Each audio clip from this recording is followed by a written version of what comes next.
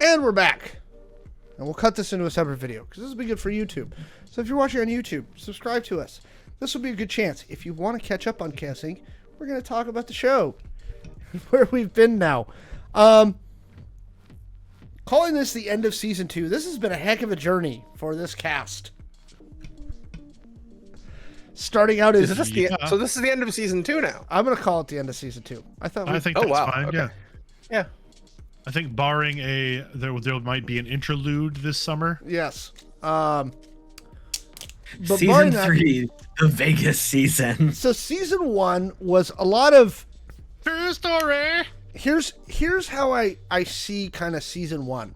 Season 1 was your characters, for lack of a better term, confused. well, also they were kind of rookies, and they weren't worldwide, right?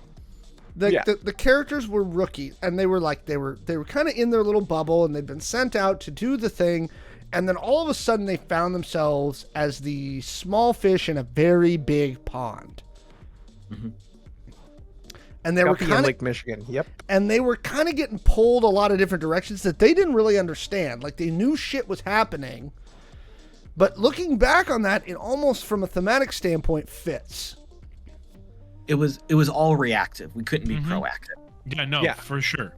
Because I mean, we had one thing that was proactive, and I think that was in episode 1 or 2, where Maxi decided to pull the trigger on the target that we didn't think was going to get pulled on, and that was all reaction sideways. After that. Yep. But again, it was a lot of your characters just trying to get right with the world, right? Like, they were, again, in this much larger world. Very quickly they learned of the existence of these mutants and all this other stuff and all these machinations that were happening around them that they kind of stumbled into. Mm-hmm. And so, yeah, I mean, I think it was almost thematically appropriate for them to be very reactive because, again, they got tossed into this really deep pool. Yeah. I mean, that is an apt analogy. There were a lot of sharks also. And so from both a player and a character perspective, it almost makes sense that, again, both as players and as characters, you were just kind of like, we're trying to find solid ground.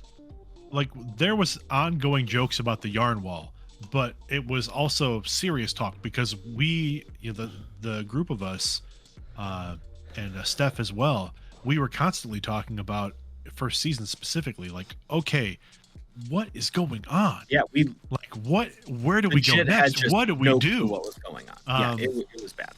Things were just so intertwined, and there was so much happening at once that we were, and we've said it already, but a lot of it was just reactionary because we were just trying to figure out which yarn, which string do we pull on next? And you kind of pulled on all of them. I feel like season 1 was more of shit happened to us. Mm-hmm. And then season 2 is more like we happened to shit. I mean, things still went crazy against us and acted against us. Wait, we happened to shit or we happened to shit? Well, we happen at the tail end of season... Things happened to us, and then we happened to things. How's that? Season 2, we happened to shit. So early in season 1, we introduced... We're characters. And now we're coming in. We can finally... Early in season 1, we introduced the non-player character of Kelly Aguilar, right? As somebody who's involved deeply in whatever it is you're looking at, right? But y'all weren't really sure what. And then toward the tail end of season 1, it became apparent to your characters and you as players that she is a critical element of what's happening here. And it's time to go, right? And so you have the confrontation at Aguilar's compound and at her warehouse at the end of season 1. And this is really where things open up, where it's the, you are beautiful, I will bring you joy. And like, I'm still having flashbacks from that, just so you know. Like, and all of a sudden, now you're laser focused on, okay, something's going on. This is the area we're pulling on now. And that was about the point where I actually started an actual digital yarn wall. I remember I worked on that for weeks and weeks and weeks, and finally, like, hey guys, what do you think of this? And everybody's like, holy shit. And Alex, I'm sure Alex in his head was like, that's what my brain looks like. All the time. Yeah. So yes, Kelly Aguilar is our nemesis at this point, and the reason we're trying to get to her is because of the AI that she worships or whatever, and that's our thread we can use to get to that. But a lot of season 1 was just getting to the point where we understood that the AI and Aguilar in concert are a threat. Well, a lot of season 1 was also us learning because there are a lot of players involved. Right. And all of them are trying to play this game in different ways. They're all trying to work on the mutant problem. I shouldn't call it the mutant problem. That sounds very Marvel, like X-Men. But everybody wants mutants because it shifts the balance of power. Every corp is after every other corp. It's like, and we were being pulled in all these different directions. The sages, La Sagage is like, okay, this is this overarching, the boogeyman bad guys. And going back to your comment from earlier, where it's always Maxi. First couple episodes, Maxi starts shooting at drones, right? Then you have the meeting with Redcap, right? Which is the Los Angeles contact. And what does Maxi do in the middle of that meeting? He's like, you know what? Fuck it. And just grabs Redcap. Kidnapped him, yeah. That was, I will applaud Michael for that one as much as Chon was freaking out when Maxi did it. That pretty much cemented the group as a force to be reckoned with. We took down one of the proxies for La Sagage. One of their top fixers. Yeah. And it's like, at that point, okay, now these people are serious players, and what do they do? Well, they create chaos. We also learned that when you remove a chip from someone, it's essentially useless. You could have asked. I think we might have known that before, but I'm just saying. I mean, we learned that by example. What I learned was you don't get a security deposit back on the SUV you've rented On the rental. when there's that much blood in the back. To be fair, I believe we actually drove that into the bay, so it couldn't be tracked. But still. But these were the moments where y'all were like, okay.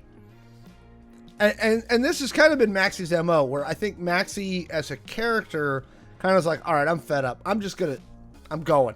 Like, we're going to do some shit now. Maxi is a person of action. That's just kind of how he is.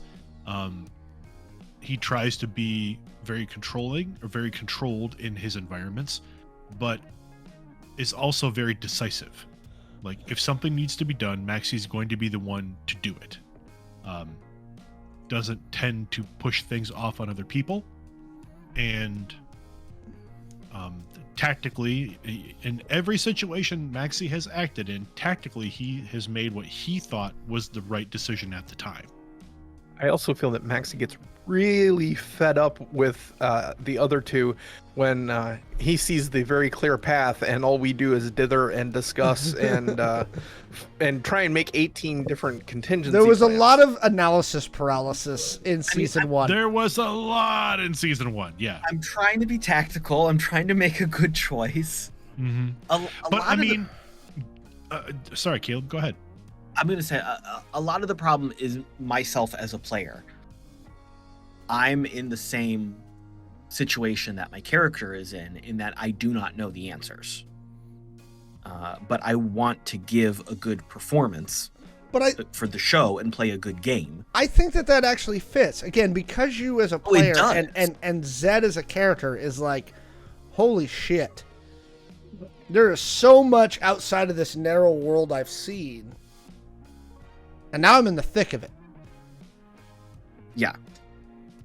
But a lot of my paralysis in taking action is very real, in that I, as a person, as a player, forget these details, even with the notes I take that Kaylee takes. I forget the details. I forget the connections. We all do that in real life anyway. I can't remember names at all. We do that in real life anyway. Yeah. So, Yeah, that's where a lot of my own delays come from. I mean, I started doing that in self-defense, to be fair, because I could not keep track of everything, and it felt like I literally felt like I was dragging the game down to having to be like, "Who are I we thought I talking was about?" doing that. Well, maybe we both were. I think we all felt that way at some point. Yeah. Now I will say, as the GM, none of you are dragging the game down. Again, especially looking Thanks, back Alex. on it, thematically, your players are playing the way your characters are feeling, which your characters again are these very like relatively low level. Like, we've been doing some stuff, we know our thing, and what was interesting is I think that a lot of your characters come in like, I am confident in my thing, right? Yep. Yeah. And all of you got pulled to different, like, outside of your comfort zones in each way. Right? And I think that's good. Fair. Like, Zed has gone from, in season 1, very much like, I'm the schemer and the analysis guy, and Zed has become much more person of action. Mm-hmm. Right? Whereas almost Maxi has become a little more reserved, because especially in season 2, because of the actions you've been taking, y'all have been in direct action a little more, and there's been a couple of times where it's really come close for y'all. Yeah. Mm-hmm. And I think that has put Maxi on, as a character, on his heels a little bit. Would you agree with that, Michael? Oh, I would 100% agree. We learned in season 2 that Maxi may have had, well, there was hints at it in season 1, of course, but we also learned in season 2 that Maxi had kind of a bit of an unbridled youth, right? There was a time in his life when he was very out of control. Mm-hmm. And the precise opposite of what he has become in his current state. And even more so, as these combats occurred, and when we had our showdown at the end of season 1, that was the first real, between the skyscraper and the Which, beach by the house way, infiltrate. Go back and watch that skyscraper episode. People who are watching this on YouTube later, that, in my opinion, is one of the best episodes we've done. I'm gonna give myself a little bit. The pacing on that one, where we bounce between all the different groups, like, it's very well done, Alex. It was really well done. It's a cool episode. Mm-hmm. Yeah. So the skyscraper incident, and then the beach house infiltration, where we went in hot and hard. Poor Dot's not here for that one. I know. Oh, poor Dot. Dot, we said hot and hard just for you. We went in, guns blazing. With intent. With intent. That's a good way of putting it. And you sent another team with intent to hit the other location, and it killed all of them. And we got them murdered. That team got wiped out. We barely made it out of the beach house. Mm-hmm. I mean, and that was literally just the skin of our teeth and the luck of a few good rolls. And it cost Apex as a character. Yes. From a character perspective. So much. This is where Apex was like, I can't anymore, because of how intense that fight was. Mm-hmm. And well, and the Shawn had after the effects. Yeah, and Shawn had the same problem, not quite to that degree, but Apex's decision to leave and to forsake all of her tech really shook Shawn a lot, and that's where they were in a horrible place at the start of season 2. Mm-hmm. And this is actually where I want to get to Shawn, because now Shawn is in this weird intersection where, for all of season 1, Shawn is entirely reliant on their tech. They are a tech, they're a hacker, like, this is my rock, right? And then when Shawn gets taken and meets Abiel and learns about themselves, and now Shawn is at this intersection between the physical and the metaphysical, that Shawn's still trying to figure out this whole, like, metaphysical. And I like that you're doing the quantum mechanics stuff now, because you're like, there's got to be science behind this, but there's this very metaphysical event that happened to Shawn, where Shawn couldn't rely on their tech, where Shawn didn't have the ability to be like, my hacking will pull me through. Yeah. Right? And now you're in this metaphysical world that you've been thrust into, and you're trying to like tread your way through it. Yeah, it's very. That's one place where I, as a player, and Shawn have a little bit in common, because I have a very, very basic understanding of quantum mechanics as a person. You know, a layperson's understanding of it, and the having to dig into that to kind of give some more realism, so to speak, for what Shawn is going through is giving both of us a headache a little bit sometimes. But I've read enough science fiction to understand the implications of the ideas behind quantum entanglement and, you know, quantum juxtaposition, all those kinds of things. And that's stuff that I'm like, would this work? Well, let's have Shawn find out. So it's almost an experimental thing. But yeah, it's almost a relief sometimes to Shawn when it's like, oh, I just have to hack something cool. I can take care of that. That's not a problem. Because when it comes time to, you notice that they only do that when they're practicing or shit's getting really real is when they rely on it, or when they try it, because it's like they're in over their heads. Let's act on this. Yeah. The ambush that took out I and, you know, the whole when At they the were doing airport. the meet at the airport, that was like, oh, we are in a lot of trouble. Look what just happened to Stitches. Look what just happened to Maxi. You know, and they came through with a boo-boo. And Shawn's actually like getting a little, I wouldn't say jaded, but like a little shell-shocked almost at the amount of like sheer violence they've been through in the past few months. Mm-hmm.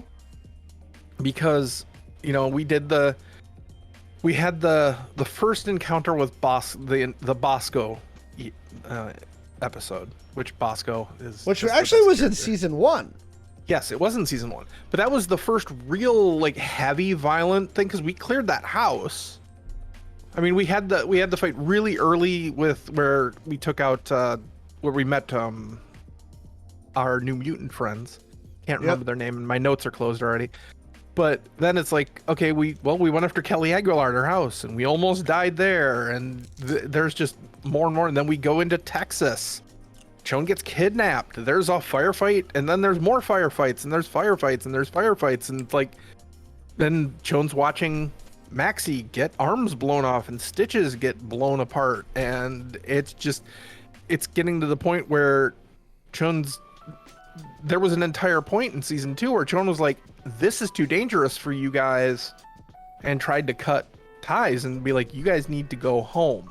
Well, and Because I'm a target. Shawn's also dealing with these new abilities that Shawn has, and having to deal with the fact that they're communing with somebody who is probably from the future, right? And who's telling. Wait, whoa, what do you mean probably?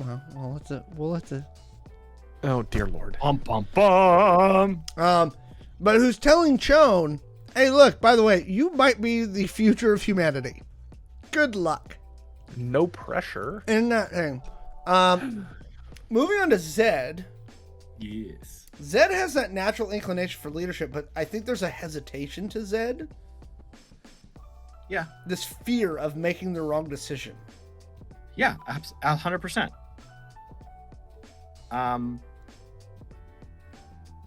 Zed has evolved a lot as a character.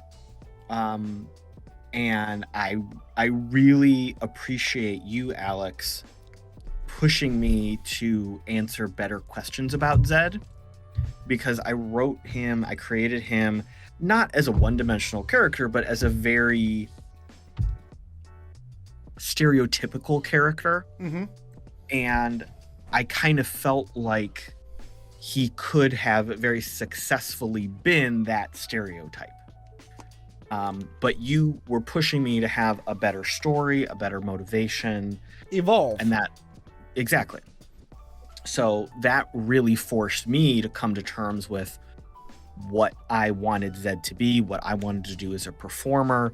And I think that's where some of my hesitation as a player came from, because then on top of being in the deep end and not knowing what was going on, and me forgetting details and names and events that happened in last week's game, then I was also kind of in this quandary of, how do I play this character? What are they really doing? So I was trying to solve all of these problems at once. I don't think I really got a handle on the right direction for Zed until early in season 2. Like I would had also, if you don't mind me cutting in for a No, second, Zed grew a lot in season 1 and into season 2. Yes. Huge. Shawn, for example, I remember when we first met Mike Tate, and because we got pulled in, and there was the whole thing with Apex and the whole murder thing, and the fact that Zed was just so dispassionately corp about it. Yeah. About like all of it, just like, well, I just want to be, I'm in it for myself. I want more. I want success. I'm in it for this. Shawn as a character was like, I don't like you. I don't want to integrate with you. But Zed very quickly grew past that, and I think that had a lot to do with Caleb, Yes. more than Zed's like growing up. I mean, that there were pieces of that there, but to the point where in season 2 they have become friends and more. And more. And there was an episode where more did happen. I'm just saying, like, there was an episode where Shawn not walked out of not just Shawn Zed's room. and Zed, but Oh no, there's a lot of Maxi more going on in this Maxi group. and Stitches. Right? These are stressful situations. Y'all are getting close. There's boning. Folks have seen Speed, right? I mean, You got to go keep it about 55 miles an hour. Yep.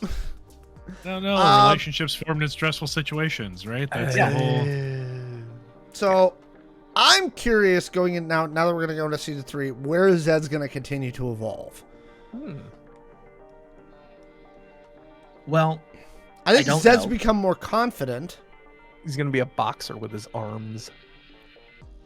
Yeah, I think there's a lot more confidence there. Do we see Zed taking, again, like embracing more of that leadership role? So inside baseball, I think that's kind of some of the things we've been talking about behind the scenes as we've been working on the show and continuing to develop the show. I think, Alex, you had a couple NPCs just flat out ask Zed what he wanted to do. And that might have been a little bit of you just jumping into the show there. Don't know what But you're yeah, talking about. Yeah, I don't. Yeah, I'm just making shit up. But yeah, Zed came from being very powerless in his youth to taking and abusing power to, in season 1, walking in thinking he had that power to abuse and being horribly mistaken and not knowing what to do and feeling like he did in his youth again, where he was just on the wrong end of it all. So now through season 2 that he has become confident and learned that it's not a world of, while it is a world of extremes, he does not have to sit in one of those extremes. It is not just I have all the power or I have none of the power. Through season 2, he has learned to understand that he can exist confidently in that shifting nebulous of power. And I think he's learning to trust the people that work with him and to understand what it means that they trust him, because that's nothing he's really worked with before. So, back at the end of season 1, when he was like, I just want to be at the table with Tate, and Tate was like, shut up, dummy, that doesn't work like that. And then seeing Blythe, I think, really cements that, because we said this in the chat between shows, Blythe is basically who Zed would have become if this show didn't happen to the character. So seeing Blythe at this point in Zed's evolution, I think very much reinforces his decisions to continue to change. So, a little inside baseball, since we're here doing the inside baseball pieces. So, for those that are watching this later and things like that, this is just kind of my thoughts. So when we when Mallo and I conceptualized of what Chaos Inc. was going to be, I love shows like The Blacklist, Scandal, like where there's these like integrated like noir, like John le Carre, like this web of, conflicting motivations and stuff like that. And that was where we started. Now, what I've learned is, and this is from a production standpoint, that's really hard to do in a tabletop RPG. It's really hard to do. So one of the decisions that I made a couple of months ago was I was like, I'm narrowing this down. We're going to narrow this down to, here's the primary level of the conflict, which is where I wanted to get to anyway, but we're going to stick with this thing. As far as all the other stuff, I, at times, have approached each cast member and said, hey, here's a thing I have for your character. Can I do this? Right? I do ask ahead of time. So for those that don't know, actually, so let's more inside baseball. The cast is not given to the primary plot points before we do this. This is not scripted. I do not give them primary plot points. The closest we come to scripting, and I put that in heavy air quotes, is a couple of times. One, if there's something specific I want to do to their characters, I always come to them first, right? This is just a point of respect and ensuring that certain boundaries aren't crossed. It's part of like safety tools and things like that. So for example, before I kidnapped Shawn, that can, as a player, be a source of trauma, etc., etc. So I came to Kaylee first and I said, hey, I have an idea. Are you okay with this if I do this? Not saying I'm going to, but if I do, are you all right? Michael said the same thing with the quantum entanglement thing. Right. I come to Zed, I come to Michael. Michael, I was like, hey, I want to do you a nemesis. Let's talk more about your background. Right? And we did, and we talked a lot. So for anybody that wants to do, by the way, an actual play thing, talk to your players. It's okay to check with them first. Right? It doesn't wreck anything. The only other side of scripting that we've done is I will say, hey, this one's a tight one because of what I've got planned. We need to not dither too much here. He says don't talk all that much. Stop talking and role playing. Don't get trapped talking about the menu for your lunch. Right. Here's a couple. Look at me when you say that, Michael. Here's a couple of the points I want to hit this episode. Can we make sure we get through them because we're on a tight 2 hour, and the cast is great about that. Again, that's some inside baseball to how I plot the production of the show, which is I know the general direction I'm going, right? Some of the stuff I run to Mallo, and he and I discuss it, in between things where I'm like, hey, I'm going to introduce this element, like the entangled, right? I'm going to introduce this element, which is the entangled. I'm going to introduce more with the mutants, which, by the way, you can download the first mutants module on Drive-Thru-RPG. It's there. Mutants we'd been working on for a while. The entangled was something new that I added this weekend. The stuff about the benevolent AI that we introduced in this episode tonight, that was stuff that I was like, hey, I don't think this deals with retcon, this is how I want to explain everything and kind of how I'm gonna push it forward. And he was like, yeah, go, we're good. But no, the cast does not know what I'm coming in with every episode, nor do I know what silly things they're going to do, like capture Red Cap. I mean, you can predict some of the silly things we're going to do. Yeah, I know there's going to be, Dot brought it up, there will be food. There will always be food. There will be shenanigans. By the way, again, for those watching this on YouTube, go back and search the RPG Academy podcast. Okay? And you need to listen to the first actual play on the RPG Academy podcast, where we did Identico for them, right? And again, much love to the RPG Academy podcast. They were the first people that brought us on, right? That we worked with before we started our Kickstarter. with those folks. You can hear Caleb and I on that initial Kickstarter. And Michael from the RPG Academy, and Yeah. who was the fourth member? I can't remember. Chris. Yes. But that one started the food tradition. Was Caleb's character breaking into an apartment and cooking somebody's stuff out of their things?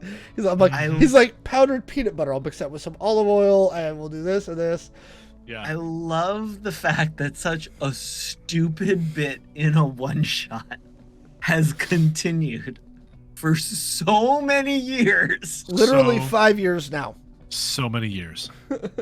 5 years later, we still have the food bit from the original. A good bit. It is. But by the way, if you want to know where the food bits started with Identico, that's where the food slice of life stuff started, was that one shot, which by the way, is part of the Mutants and Men series. And 100%, my character Finn is running a food truck in Identico right now somewhere.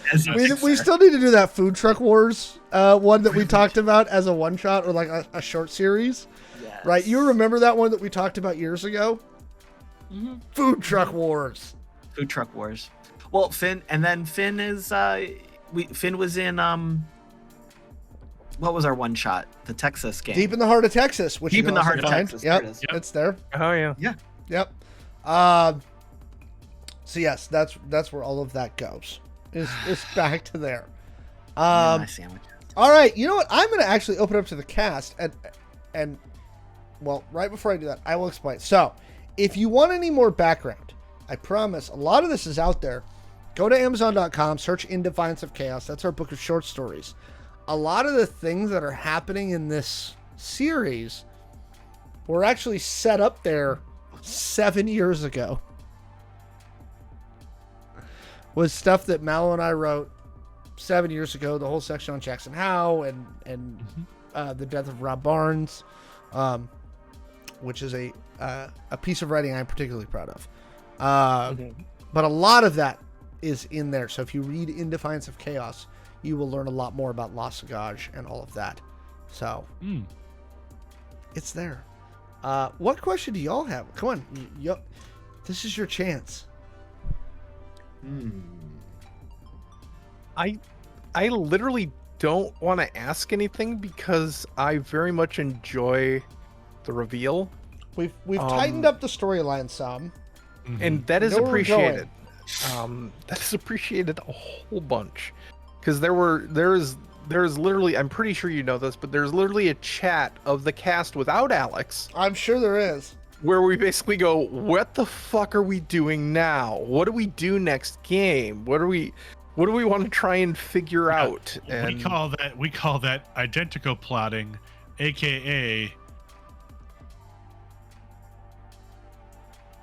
thirsty on Maine. Oh, we know you all y'all are thirsty on Maine. No. Yeah. But identical plotting is the main part of that name. It's like half. Yeah. And it's So even that we talk about like what should we be doing our characters in game, like what that's kind of like our little strategy session for where do we think we need to go. Yeah.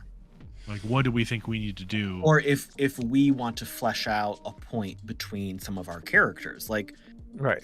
in that scene where Shawn and Zed kind of talked a little bit about Zed's backstory, Kaylee and I talked about that to make sure that was an okay scene. We figured out how. Oh, I didn't know that would happen. Yeah. Oh yeah, we know we wanted to bring it up, so we talked in our chat about how we were going to get there, and then. By the way, we even this came is up how with like the safety trigger phrase. This is how safety tools also work between characters. Yeah. Right? Is hey, are we good with this style of role play? Because it might be a little intense. Because y'all have done, and I actually want to bring this up now. Y'all have done some pretty intense role play, character to character, at various times throughout both seasons. My favorite I mean, I've got favorites in both seasons, but the scene between Apex and Shawn, where Shawn just basically melted down after Apex made the choice to, basically murder somebody. That was Oh, a yeah. harsh Oh, yeah. scene, but it was so good. Yeah, I Apex forgot pulled the about trigger. that. Yep. Yeah. That was, and yeah, the scene with Zed talking about his childhood and such. That was super intense. Also, Yeah. that was one of the things. I mean, that was actually something that really helped anchor Chone later in the season. So Yeah, y'all have done some really, and literally everybody in the cast has done like at least a couple of like super intense scenes. Mhm. Which, by the way, again, background, I had never, because they always plot this out without me. I don't know what's coming.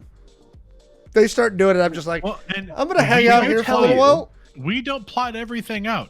A No. lot of what you're hearing is improvisation from us also. Yeah. But again, in some cases we do talk about certain things that we either want to make sure we hit between our 2 characters or our 3 characters or our 4 characters. And then also like small plot points. Like for example, as we're coming into the new season, there will be some additions to our little internal roster, right? Our characters Yep. get some oh yeah, We're We having a working on baby? What? What? Zed, No, you're no. gonna be a daddy. We're gonna call Zed daddy. Zed's already a daddy. It's true. I'm happy to be a daddy. Oh boy. Oh boy. Anytime you need. Yikes. But each, as our characters have leveled up, now our characters each get, in the rules, a follower, A minion. a minion, right? So what we have done is in that plotting channel, we talked amongst ourselves about, okay, Kaylee was like, okay, well, this is what I'm thinking for my minion. And then so we're trying not to overlap Yeah. necessarily, what our minions do or what they're involved in. So plotting like that, little things where we want to make sure we don't step on each other's toes. And again, we want to kind of help each other bring out character moments and pieces that are important to our growth as characters, right? And So- one thing Michael mentioned, and Alex mentioned earlier, and I'm going to use Michael as an example, is earlier this season there were some really tough scenes between Chone and Maxi, where it was going to get downright to the point where like physical. And Michael and I mean, we've known each other for so long that we pretty much can predict each other's thoughts at some point or another. I mean, kind of. But we still talked about it. It's like, Sandwiches? hey, yeah. Anyway, but we still talked about, hey, is this okay if this happens between these 2 characters? Is this crossing any lines? And that's just respect for your co-players and everybody Again, else. You can implement safety tools, and again, not just between GM and player, but player to player. And I encourage people to do so. Again, it doesn't hurt the in-game experience, and I'll be the first one to say, me running these things past the players ahead of time never ruins the in-game experience. And I want for anybody who's watching this later, I want y'all to know, again, when I kidnap a character, when I do anything that I feel might be something that needs to be run, I always, and so other GMs, I encourage you, it does not ruin the in-game experience. I promise. They're still going to feel that tension, even if you check with them ahead of time. Would you, like, Kaylee, I'll go to you, like, when I kidnapped Chone, like, I had already talked to you ahead of time and said, hey, if I decide to do this, and if it runs this way, are you okay? Yeah. Did that ruin the tension of it? No, not at all, because I didn't know what was going to happen. And the phrase you're looking for is anytime there's a loss of agency. So anytime that a character, because like, I don't know how most people are, because I'm just me, but no, like that's the term I want to use. Yeah. For characters, I really get into my character. My character is an extension. It's a metaphysical extension, if you will, and that character is my portrayal of a being. And losing agency over that it's a violation of a way. Can be so tough. The fact that yeah. So the fact that you check with us when those things happen, that means a lot, and it helps me retain that agency and lets me be more immersed in a way. So no, I've never had that doesn't take anything away. It actually made it slightly more immersive, because now I'm like, oh my God, what's going to happen? It assists in your performance, because at the end of the day, we are performers doing a show. Yes. Yeah. Yes, Yeah. we are friends. Yes, we are playing a game for enjoyment, but ultimately, we're performers doing a show. So knowing a blueprint, an outline, helps us be better performers. Mhm. Knowing a potential impact to our agency helps us prepare. I know at some point I will need to react to X happening. Because in the moment, I may be just deer in the headlights. What? Which sometimes is a fine reaction. But if I can take a second to be like, all right, if this actually happens to my character, I would probably react with this emotional outrage. I can prepare myself as a performer to get those emotions out of the toolbox. Yeah, I think to build on that, Caleb, it's about working within a framework, right? Mhm. If you know, and we, as much as we like to improv, right? It's difficult to improv without some kind of structure in place to build upon. Yes. And having that knowledge that this thing is going to occur, like this thing is going to happen, if you're okay with it, that gives us as players and as Caleb said, performers, it gives us that baseline. It gives us, okay, this is where I get to start. Like I'm starting from here, and I can ramp this up however I need to, but it gives me a place to look for, to center, and to start the process of reacting. Right? Yep. I just want to highlight that for anybody who's watching this, if you're thinking about doing, and I was talking to somebody, so I was at and the reason this came to my mind is I was at a meetup a week and a half ago, and it's the Seattle Online Broadcasters Association, and so it's a lot of streamers and stuff like that. And Is that acronym SOBS? SOBA. Oh, okay. And anyway, Did they get that because the drink doesn't exist anymore? I was meeting with some Snatch up that trademark. some actual play people, and they were asking me, because obviously we've done a lot of these for a long time between this and interested in other stuff.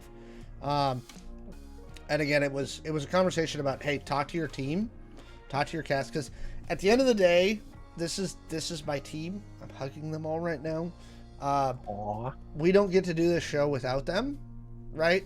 And they have now stuck through this for a while. We're at the end of season 2. That's a lot of episodes. I think we're 40 or 50 episodes in.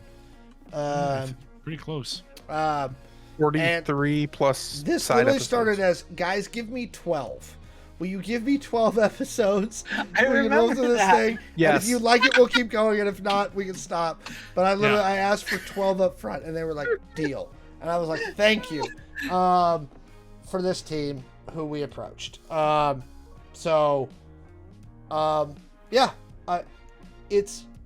These are good things for people to realize about doing this. Again, it's not me running a game like independent of all other things. And I want I want people to realize that, and realize that this is a collaborative effort. It's a lot of growth. It's a lot of stuff. We've had some great role playing in this series. Again, if you're watching this later on YouTube, go back and watch the rest of the series. It's fun. There's some great moments. And that's the other thing I love about this show, is there's been some really great moments, right, that really bring joy to my face. Again, I really enjoy doing this stuff. It's one of the things that makes me really happy. You are beautiful. So We can bring you joy. Oh my gosh. joy. It makes me happy. That's where we're going to leave it for tonight. Kaylee, where can folks find you? And actually, can you and Michael do this together? Because I saw a Twitter post today.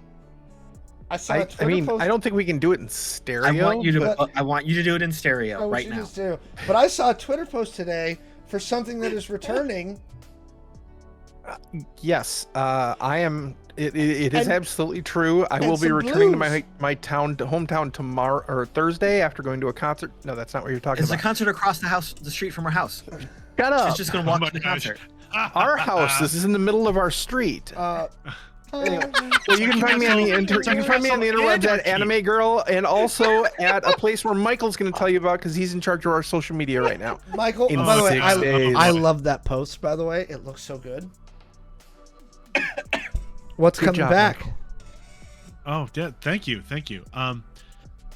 So Redemption Podcast ended as a podcast in February of this year. After a long 7-year run.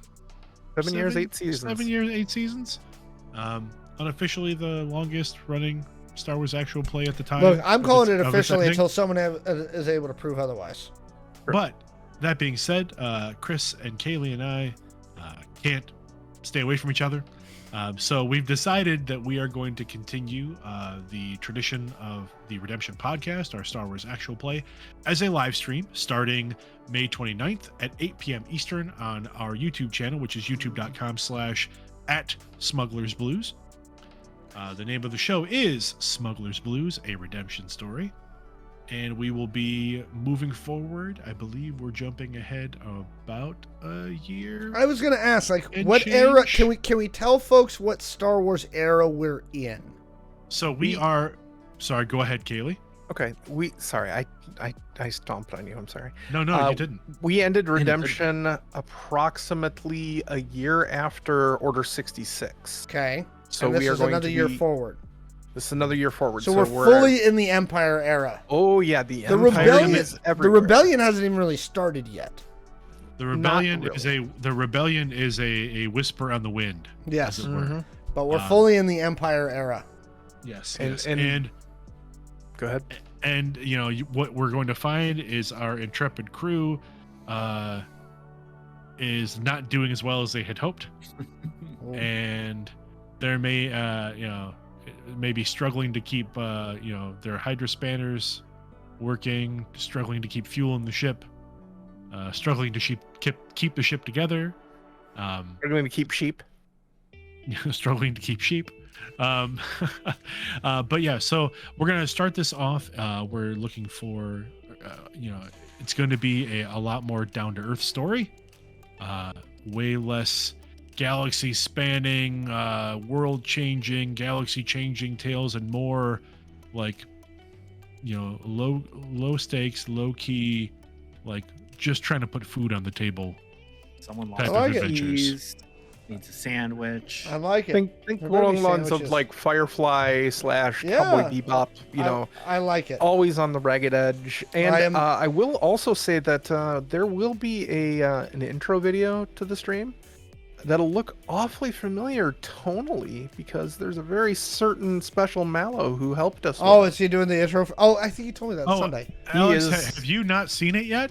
I haven't. He Oh. doesn't. We will I show literally you. I saw Mallo for the first time on like Sunday. So like in like 3 weeks. I'll since we throw it in revisited. our Discord channel Yeah, to I share want to it see with it. He Mallo. told me he was working Yes. on it. Caleb, Um, you exist too. Oh wait, hold on. Now let okay, me go finish. ahead. Go ahead. Yeah, there's other places Michael got- can let find me We you. got finish. Mallo. Oh wait, we got a lot of So- places for Michael. Yeah, That's he's just okay. not So- hanging out. Michael's a busy guy. Truth. So I'll simply say this: you can find me on my socials at losermlw on Instagram, Twitter, all of the places. If you see a loser MLW, it's me. And you can find me on Tubular Teens with Titans, which is a Power Rangers based inspired audio drama. I get to play a villain. It's a lot of fun. Listen to that on your podcasts.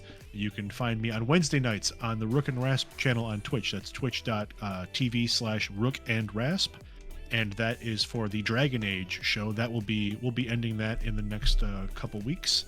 We'll be breaking season 1 and breaking for the summer. You can catch that at 7:30 p.m. Eastern on Wednesday, so tomorrow night. And then you can just follow me on the socials. You find me places doing things and stuff. and stuff. Sometimes there's pants, sometimes there aren't. Sometimes there's not. Sometimes he's wearing shorts. Dude, Caleb. when it's 84 degrees in your room, you It's- take your shirt off. It's hot in here right now. My studio's cooking. Caleb, What? they can find you places. I You am have on projects.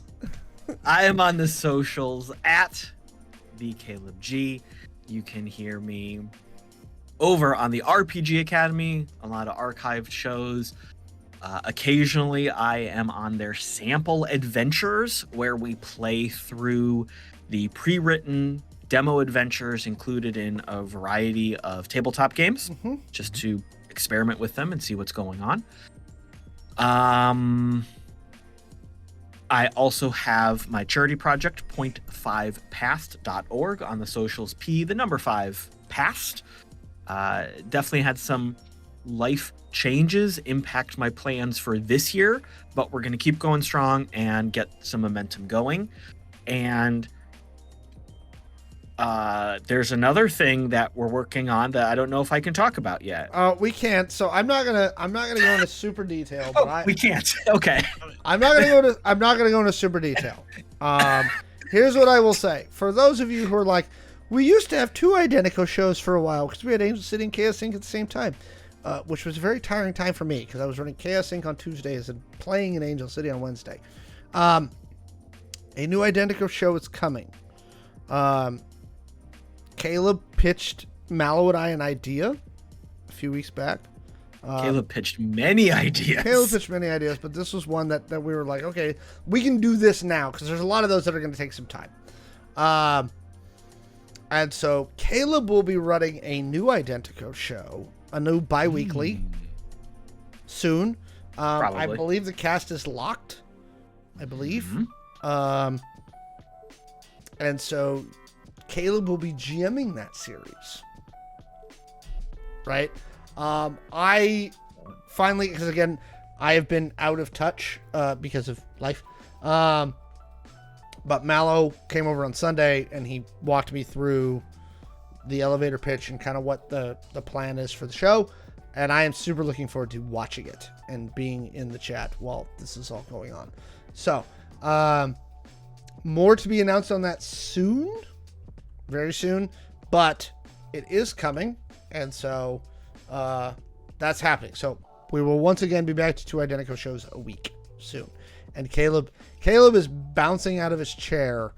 Very excited. And here's the thing: it's going to be a very different feel for Identico. It still fits within the Identico world under the Identico umbrella, but it's a very different style of show, which I love. Because both Angel City, Chaos Inc., and all these are different style shows. So I'm looking forward to seeing what Caleb does. It's going to be fun. I'm excited. That's coming soon. So, subscribe to YouTube. Follow us on Twitch, @Identico. We're @Identico everywhere. I'll close it out. I am @Alex the Humanoid everywhere, like TikTok, Twitter, everywhere. I'm Alex the Humanoid. You can also follow me on my other shows @GamersHeaven I do like 5 streams a week. We do news and stuff about gaming and video games and tabletop and the whole industry writ large. News and stuff and things. Oh my god. I have to write rundowns for tomorrow's news segments tonight, later. But if you want to know about video games and tabletop news and what's going on in the industry and everything from Magic the Gathering to Overwatch, like, we're there for you @GamersHeaven. I will be back on Wednesdays. I'm back tomorrow night with Mallo for Identico After Dark. So look forward to that. We're hoping we get some information on the SAG-AFTRA vote before that show because we really want to talk about that. Mm-hmm. But yes, all the places. Thank you all for joining us tonight, and we will see you soon. We love you. Bye. Bye.